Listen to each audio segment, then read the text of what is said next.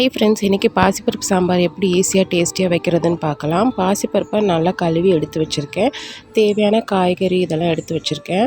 இப்போ நம்ம சாம்பார் செய்ய ஆரம்பிச்சிடலாம். ஃபஸ்ட்டு வந்து தக்காளியை மிக்சியில் போட்டு ஒரு அடி அடித்து எடுத்துக்கலாம். இப்போ அரைச்சி எடுத்துட்டேன். இப்போ குக்கரில் தான் சாம்பார் வைக்க போகிறேன். ஸோ குக்கரில் வந்து கழுவி எடுத்த பாசிப்பருப்பை ஃபஸ்ட்டு சேர்த்துக்கிறேன். சேர்த்துட்டு தண்ணி சேர்த்துக்கிறேன். தண்ணி சேர்த்த அப்புறம் நம்ம அரைச்சி வச்சிருந்த தக்காளி விழுதை சேர்த்துக்கிறேன். வெங்காயம், சின்ன வெங்காயமும் நீங்கள் சேர்த்துக்கலாம், நல்லாயிருக்கும். வெங்காயம் சேர்த்துட்டு பீன்ஸ் சேர்த்துக்கிறேன்.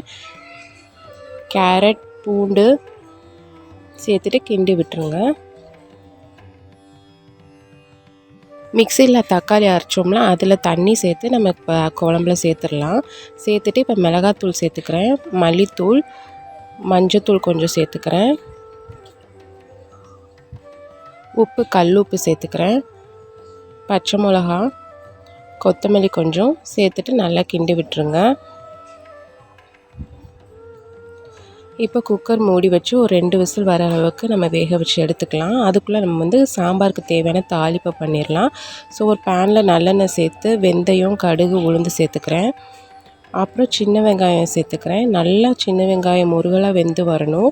காஞ்ச மிளகா 2 சேர்த்துக்கிறேன்.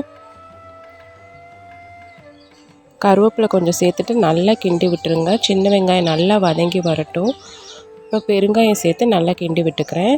அதுக்குள்ளே சாம்பார் வந்து குக்கரில் விசில் வந்து வந்துருச்சு. இப்போ குக்கரை திறந்து பார்த்துடலாம்.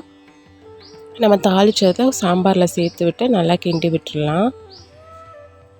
கொஞ்சமாக கொத்தமல்லி சேர்த்துக்கிறேன்.